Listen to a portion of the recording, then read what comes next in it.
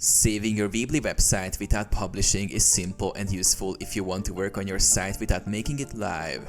Here's how to do it. Log into Weebly.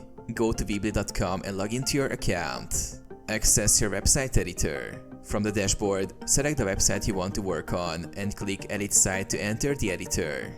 Make changes to your site. Customize your website by adding text, images, and other elements using Weebly's drag and drop tools. Save your work. To save your changes without publishing, simply click File in the top left corner of the editor.